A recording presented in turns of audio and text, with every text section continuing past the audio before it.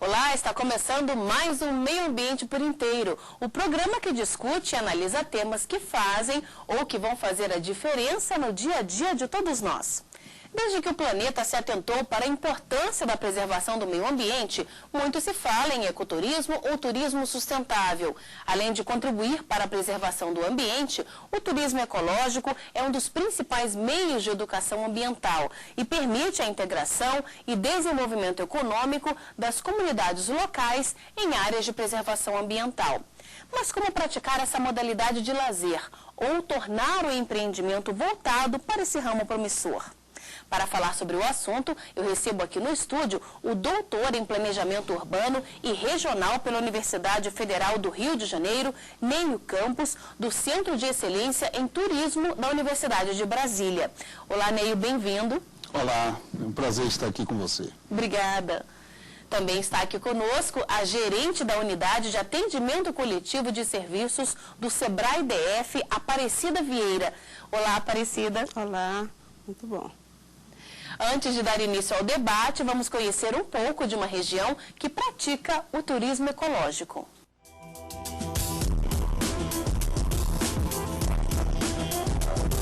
Turismo ecológico. Esse é o cartão de visita desta reserva que fica a 50 quilômetros de Brasília. É a Chapada Imperial, uma antiga fazenda que passou de pai para filho. A família transformou o lugar num ambiente de ecologia. Márcio Imperial é um dos administradores. Quando nós resolvemos criar o Parque Chapada Imperial, nós tínhamos um sonho de ter uma fazenda preservada e aberta ao público. E que tivessem vários animais silvestres, onde as pessoas viriam até esse local para conhecerem, terem contato com a natureza e conhecerem sobre o bioma cerrado. Já na primeira parada, os visitantes recebem dicas de como preservar o meio ambiente. Uma embalagem de um chocolate, ou de uma balinha, de um pacote de biscoito, que seja. Os animais, a maioria dos animais se alimenta através do olfato. Primeiro eles sentem o aroma, depois vão lá ingerir aquele alimento. Por toda a reserva há placas com diversas orientações. A coleta seletiva também é estimulada por aqui. As lixeiras para armazenar papéis, plásticos e metais são separadas. O banheiro é ecológico, feito com telhas de material reciclável. Já os suportes dessas lâmpadas foram confeccionados com garrafas PET.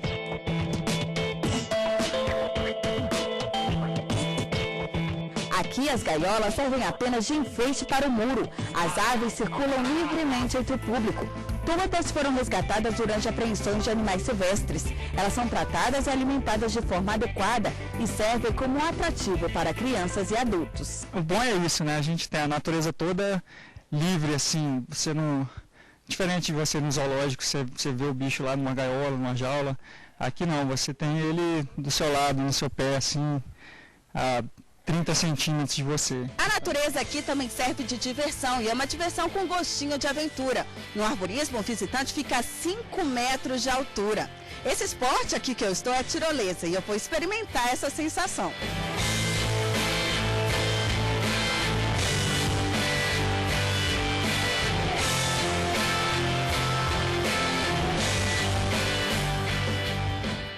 Esse esporte no alto das árvores também oferece outras opções para se divertir. Depois de colocar o equipamento, o visitante preso a um cabo pode seguir a rota, encarar a altura e focar no equilíbrio. Durante a travessia, ele recebe algumas visitas.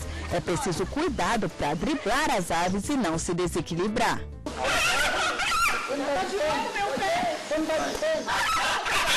Realmente é um desafio, é bem gostoso, você trabalha seu equilíbrio, concentração, desestressa e é emocionante. Você está lá em cima, tem um visual bem gostoso também.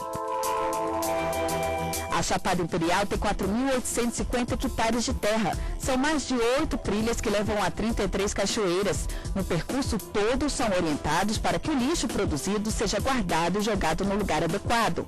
A intenção é conscientizar as pessoas para que elas se tornem multiplicadoras de informações sobre a preservação do meio ambiente. Tem gente pensando mesmo como é que vai ser o nosso futuro, as pessoas que vivem em cidade grande, que não têm muito contato com a natureza. Então é um trabalho bastante importante de conscientização de meio ambiente.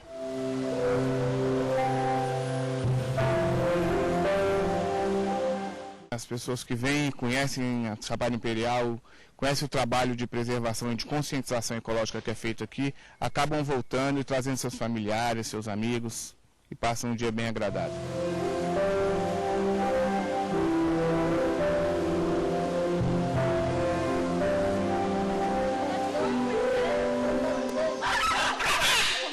Dá vontade de conhecer, né? É verdade. Neio, existe diferença entre ecoturismo e turismo sustentável? Eu diria que o ecoturismo é um segmento da atividade turística e o turismo sustentável é o conceito mais abrangente que envolve o ecoturismo. Ou seja, a ideia de que você vai desenvolver uma atividade, mas vai procurar, principalmente no desenvolvimento dessa atividade, preservar as condições que ela se apresenta. A gente viu no exemplo aqui dado de que a natureza, que hoje é tão modificada pelo homem, ela na verdade está servindo como uma experiência do turismo, porque o turismo, seja de qualquer tipo que você faça, ele é uma experiência. Nesse caso, uma experiência, um reencontro do homem com aquela primeira natureza de onde ele veio, que ele também é natureza. Então, eu diria que o conceito de turismo sustentável, ele, na verdade, direciona o segmento do ecoturismo. Aparecida, além da preservação do meio ambiente, que outras características um determinado negócio precisa ter para que ele possa explorar o ecoturismo? Então, são diversas atividades aí, diversos segmentos que permeiam aí as atividades de ecoturismo e eu diria até de turismo rural, porque é um conjunto de atividades que são realizadas no meio rural que acaba tendo um compromisso com a produção agropecuária e que agrega valores a produtos e serviços e aí também a questão de promover a questão da cultura local e do meio ambiente. Então, são todos esses fatores e aí as propriedades que hoje atuam, e aí no Brasil nós temos diversos estados já com essa atividade consolidada que contribui muito efetivamente para o turismo, porque ele propicia tanto para a população local uma alternativa de lazer nos feriados, onde não há possibilidade de viagens de mais longa duração, quanto para o turista a diversificação dos produtos e serviços que são oferecidos para aquele turista. Então, você tem para a população local, desde as escolas, trabalhar com turismo pedagógico, onde você possa levar as crianças para ver ali, ter uma aula prática de como que é. Quer dizer, ele teve toda a teoria em sala de aula da questão da preservação, mas eu preciso ver o que acontece ali. De um toco de cigarro que se deixa numa trilha e o que isso causa, quer dizer, você vai ver que o passarinho pegou e levou para o ninho, quer dizer. Então, isso tudo precisa ser mostrado, como é que é a queimada, né? Que efeito isso tem, então isso é muito importante. E esses diversos segmentos, eles complementam o negócio do turismo rural. Então, aqui no DF, que é uma atividade que eu posso dizer que já está consolidada, porque nós temos mais de 20 anos, né? Nós começamos lá com 5 propriedades, hoje a gente estima que são 80 que atuam nessa atividade com produtos diversos. Então, ela se especializa desde a hospedagem, ou da produção, ou do pedagógico, ou com atividades equestres, né? Então, são diversas atividades e que viabilizam para o empresário uma oportunidade para ele tornar aquele negócio produtivo e rentável.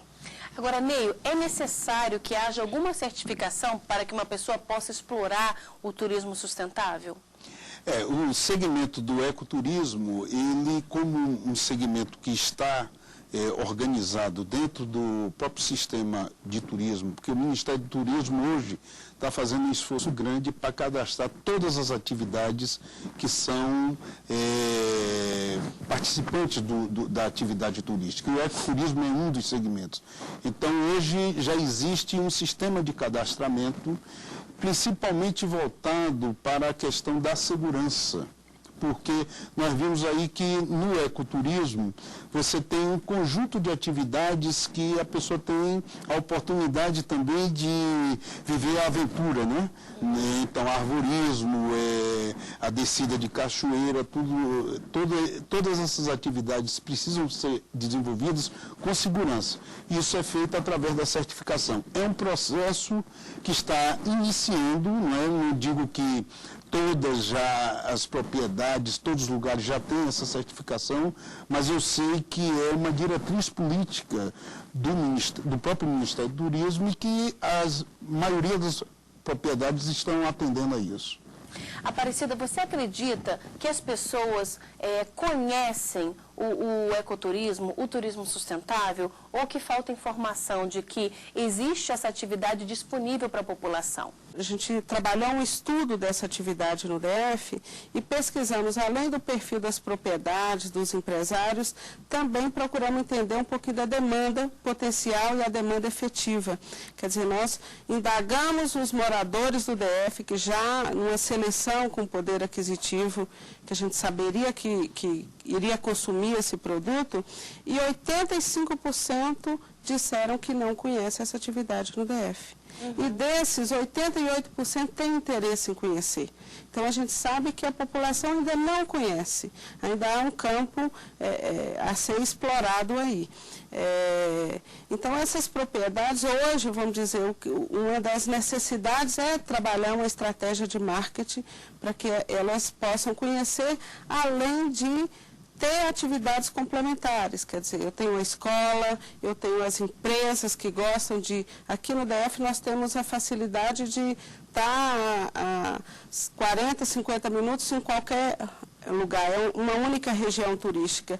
Então, nós temos as empresas realizando eventos e já aproveitando o momento lá na programação, já propiciando para os participantes percorrer uma trilha pequena. Quer dizer, é uma atividade que ainda pode crescer e cada vez se consolidar mais no DF. Agora a gente vai para um rápido intervalo, mas voltamos já já com o meio ambiente por inteiro. Não saia daí.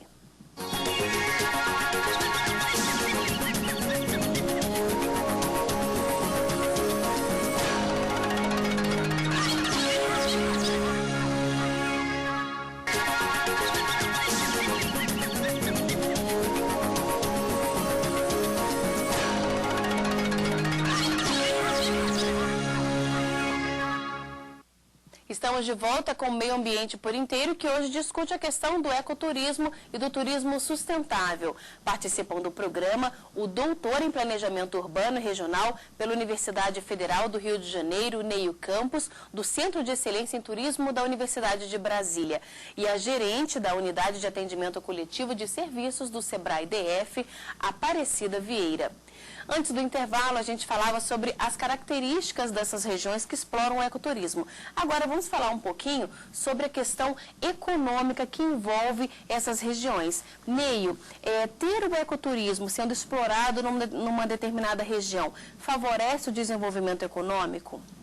Com certeza, porque vocês podem notar que uma propriedade, quando rural, no meio ambiente natural, quando ela começa a ser preparada para desenvolver a atividade do turismo, ela agrega um conjunto de equipamentos e infraestruturas para fazer o entretenimento de quem vai àquela propriedade, né?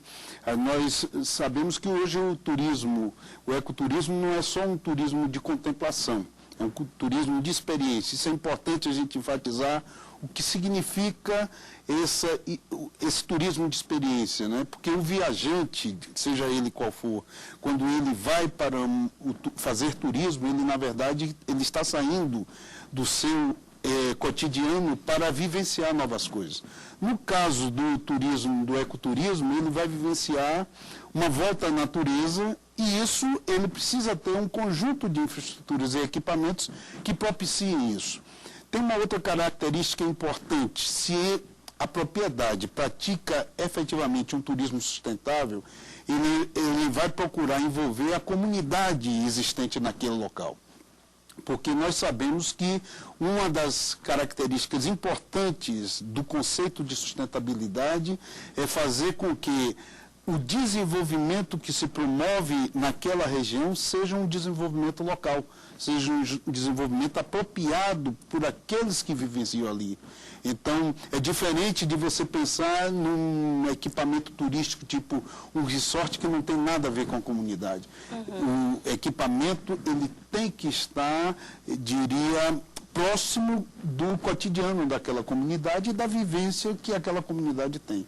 E, Aparecida, como é que essa comunidade ajuda nesse processo? O que eles fazem dentro de uma propriedade? Então, acaba sendo um compromisso desse empreendimento não só a preservação do patrimônio e valorização natural, mas cultural também. Então, como o professor Ney colocou, o visitante ele quer ter uma experiência. Então, se eu tenho uma propriedade vizinha que produz uva,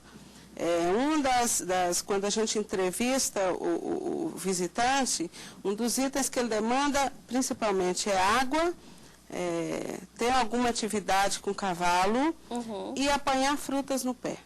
Esses são os 3 desejos dele quando vai visitar uma propriedade, além da contemplação, mas a vivência. Então, ele pode criar roteiros naquela comunidade, onde ele possa visitar uma propriedade, né, estar na sua, por exemplo, foi passar o final de semana, uma pousada, tem uma trilha, mas eu posso aproveitar uma propriedade vizinha e ter uma experiência de uma atividade onde ele vai fazer a geleia em tacho de cobre. Então, ele quer vivenciar isso, ele quer apanhar uma fruta no pé, ele quer participar de uma atividade cultural. Então, se eu tenho uma comunidade ali que já tem uma prática, uma catira, uma atividade cultural, ele pode visitar. Ou o inverso, a comunidade ir na propriedade âncora. Então, o empresário vê nessa comunidade uma oportunidade de enriquecer o seu produto, de encantar mais esse visitante. Então, além do benefício da quantidade que ele passa a consumir. Então, da geleia, do queijo, ele não dá conta de produzir tudo que ele necessita. E acaba que essa comunidade precisa ser beneficiada, né? Além da questão da mão de obra. Quer dizer, muitos não têm, pode ter ali nesse empreendimento uma oportunidade de ocupação e de capacitação, porque nós temos entidades que atuam hoje nessas comunidades, oferecendo capacitação da mão de obra, formação para essas pessoas. E isso é muito rico, né? Muito importante. Ou seja, para que haja um turismo sustentável, é necessário que ele também seja rentável? Eu diria que não só rentável, ele gere oportunidades de rendas para a comunidade. Porque o que é que acontece? Muitas vezes se você não tiver essa preocupação, você desenvolve a atividade e a renda, ela vai escapar daquela comunidade, né? Se você, por exemplo, você faz uma coisa que tudo venha de fora, a mão de obra seja uma mão de obra que venha de fora, o que é que aquilo vai impactar positivamente para aquela comunidade, não é? E não acontecendo isso, pode ocorrer uma coisa que dentro dos estudos de turismo a gente fala que é um impacto social negativo. É a comunidade achar que o forasteiro, o turista, ao invés de estar trazendo uma interação interessante para ela, a verdade está explorando a sua condição, né? Então, eu diria que não é só a oportunidade de renda, mas é a oportunidade de vivenciar identidades culturais diferenciadas e a pessoa aprender. Muitas vezes, como a Cida falou, olha, tem muitas crianças que não tiveram nunca oportunidade de ver como é que se faz uma farinha. A farinha é uma cultura. Eu que sou do Nordeste posso dizer que a casa de farinha é uma das coisas mais ricas em termos culturais, porque é ali que se conversa, é ali que se vai passando as experiências dos mais antigos. Então, isso eu diria, reconhecer a diversidade cultural que existe nas comunidades. Agora, Aparecida, o turismo sustentável, o ecoturismo no Brasil, ele cresce de forma mais acelerada que o turismo comum? Com certeza. Dados da OMT dizem que o turismo cresce 6% e que a atividade do ecoturismo, do turismo rural, está crescendo 30% nos últimos anos. E aí sendo puxado principalmente pelas atividades equestres, cavalgadas, quer dizer, a questão da turismo de aventura. Nós falamos um pouquinho da certificação, que a gente sabe da demanda do turista, principalmente o estrangeiro, por essa atividade. E aí o Brasil, para realmente concorrer no mercado internacional, precisou voltar para a questão da segurança, que é uma exigência também do visitante. E aí, voltando um pouquinho, no professor Ney, nesse estudo que nós realizamos, com 59 empresários, eles colocam assim, o que motivou a abrir esse negócio. E aí ele coloca que é a realização do desejo, de um sonho, em primeiro lugar, depois uma oportunidade de emprego para familiares, né, acaba envolvendo toda a comunidade. Aqui no DF a gente tem depoimentos de 4, 5 que eram servidores públicos e que deixaram atividades, é o Rancho Paraná, e hoje estão por conta da atividade. Quer dizer, eles têm atividade de restaurante, de pedagógico, mas também do cultivo de flores. Então, todos hoje trabalham juntos. E, por último, que ele coloca a questão da rentabilidade do negócio, que a gente sabe da importância do negócio gerar lucro, de fato, né, para se manter. E uma questão que é importante destacar para quem está interessado em abrir essa atividade é, de fato, conhecer por conta da ociosidade. Quer dizer, quando eu falo uma atividade sustentável ou de turismo rural, eu estou partindo um pouco do pressuposto de uma propriedade produtiva. Ele precisa ter fontes de renda adicionais. Ele não pode ser apenas uma trilha, né, uma tirolesa, uma atividade. Que fontes de renda eu posso ter para manter? Porque normalmente eles têm a ocupação só durante o final de semana.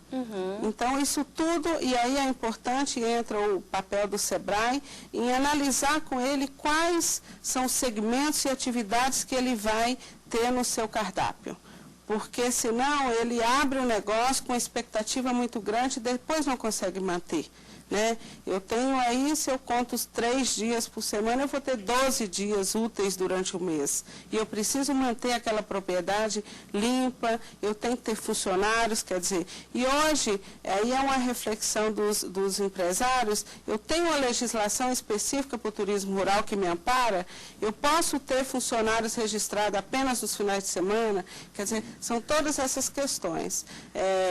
E aí vem dos cuidados também, o custo, o licenciamento ambiental do empresário, quer dizer, todos esses cuidados precisam ser tomados na hora do planejamento desse negócio, para que de fato seja um sucesso e preserve cada vez mais a cultura, o patrimônio natural.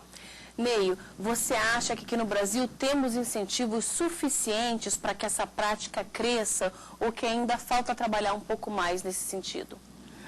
Olha, o Brasil é um país que ele é continental em termos do seu tamanho. Então, sempre a gente vai ter capacidade de aumentar a atividade, de explorar mais potencialmente. Eu acho que o turismo como um todo no Brasil, ele tem passado nessa última década por um processo de estruturação muito interessante, com políticas públicas que não dependem só de um governo ou outro, mas eu diria, principalmente no segmento do ecoturismo, nós temos muito ainda a avançar.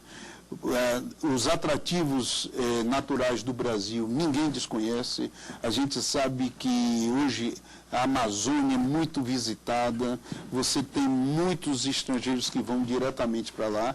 Agora, preciso, num país continental como o nosso, que a logística de apoio esteja cada vez melhorada, porque senão é muito difícil você só ter um atrativo numa região. Não é? A gente tem que integrar os diversos atrativos e, como um país continental, isso envolve um esforço enorme, né? Mas eu sou otimista com relação à atividade. Bom, eu tenho aqui anotados os princípios do ecoturismo.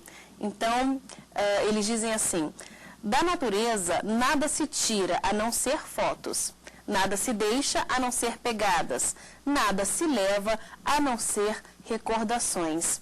são fundamentais, não é, Aparecida? Exatamente. E o que a gente percebe é, pelo perfil do visitante, é que ele tem um poder aquisitivo bom, muita formação, então ele já vai com todo esse cuidado com o meio ambiente. Além da questão da criança, que hoje aqui no DF, e aí nós temos no Sul, em São Paulo, que também utilizam muito essa atividade, que são as atividades pedagógicas no meio rural. Então a criança vai aberta a isso e exatamente com esse conceito, né, do cuidado que precisamos ter para deixar para futuras gerações. É isso. Muito obrigada pela presença de vocês aqui no nosso programa. Nós agradecemos. E o Meio Ambiente por Inteiro fica por aqui, mas na semana que vem temos um novo encontro. Muito obrigada pela sua companhia e até a próxima. Tchau.